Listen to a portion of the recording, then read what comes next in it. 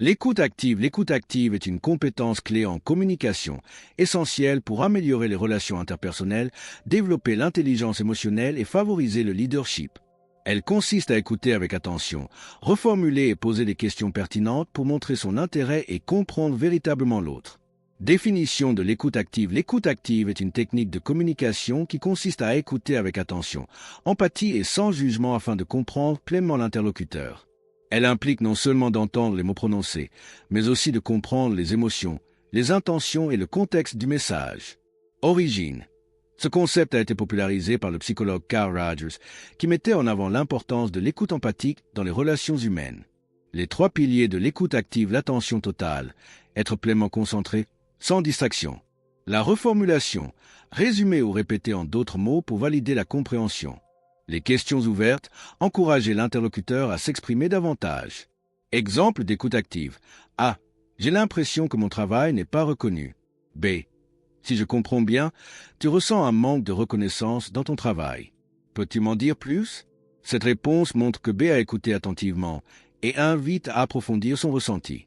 L'écoute active est essentielle pour renforcer la confiance, éviter les malentendus et améliorer les relations interpersonnelles. Pourquoi l'écoute active est-elle essentielle?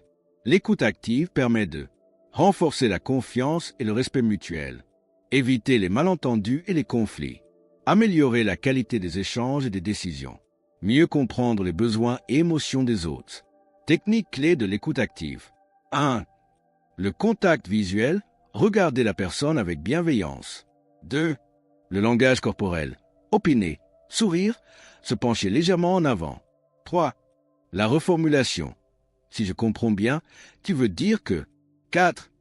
Les questions ouvertes, comment te sens-tu à ce sujet? 5.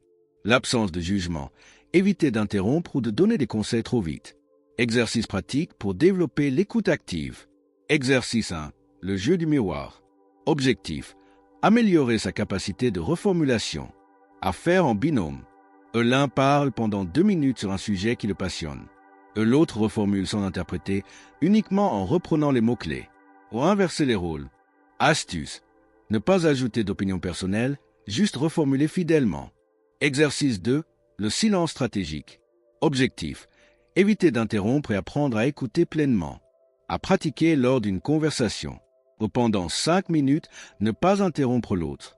Après qu'il ait fini, attendre 3 secondes avant de répondre.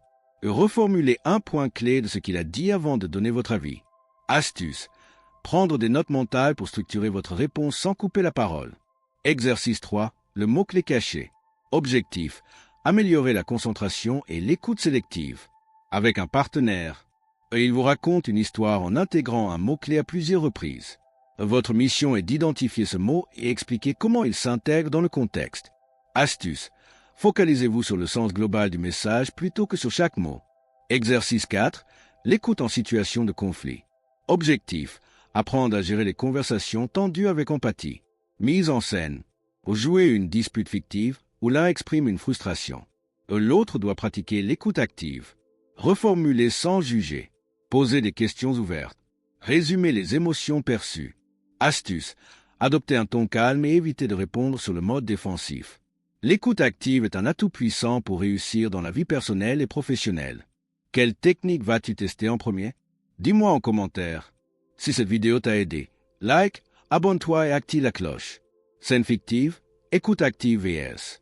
Mauvaise écoute. Contexte. Lisa, une jeune entrepreneur, partage ses difficultés avec son ami Thomas. Scène 1.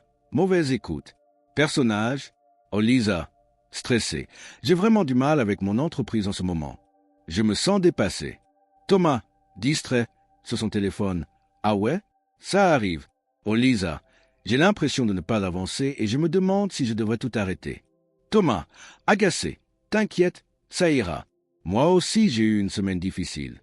Oh Lisa, déçu. Ok, oublie, laisse tomber. Erreur de Thomas.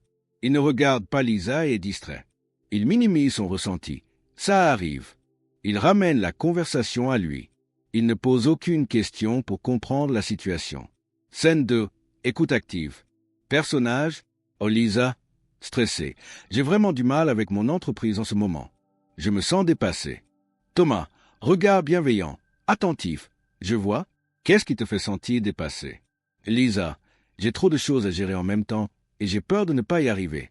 Thomas, reformule. Donc, tu te sens sous pression à cause de la charge de travail et de l'incertitude sur l'avenir? Lisa, soulagé. Oui, c'est exactement ça. Thomas, soutien.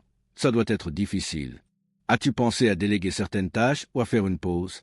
Oh, Lisa, c'est une bonne idée. Peut-être que je devrais mieux organiser mon planning. Thomas, encourage. Ça me semble une excellente piste. Si tu veux, je peux t'aider à structurer ça. Oh, Lisa, rassuré. Merci, ça me fait du bien d'en parler. Bonne pratique de Thomas. Il est totalement attentif. Il pose des questions ouvertes. Il reformule pour montrer qu'il comprend. Il valide les émotions de Lisa.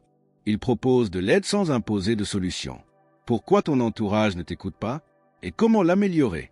Les 5 raisons pour lesquelles ton entourage ne t'écoute pas. 1. Ils sont distraits.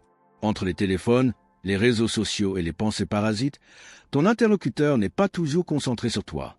2. Tu parles trop de toi. Si tes conversations tournent toujours autour de tes problèmes ou réussites, les autres peuvent se lasser et décrocher. 3. Tu n'écoutes pas non plus. Si tu coupes souvent la parole ou ne montres pas d'intérêt pour eux, ils feront pareil avec toi. 4.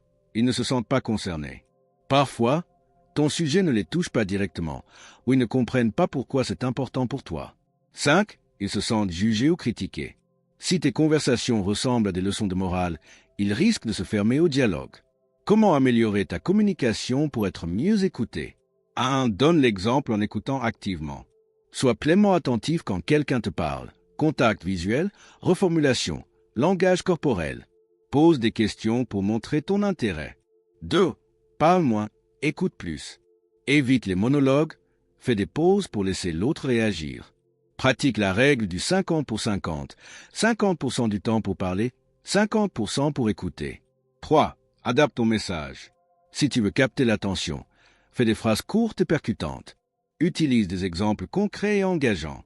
4. Crée un climat positif. Évite les reproches et les jugements. Valorise ton interlocuteur en montrant de la gratitude pour son attention. 5. Choisis le bon moment. Si quelqu'un est stressé ou pressé, ce n'est pas le moment idéal pour une discussion sérieuse.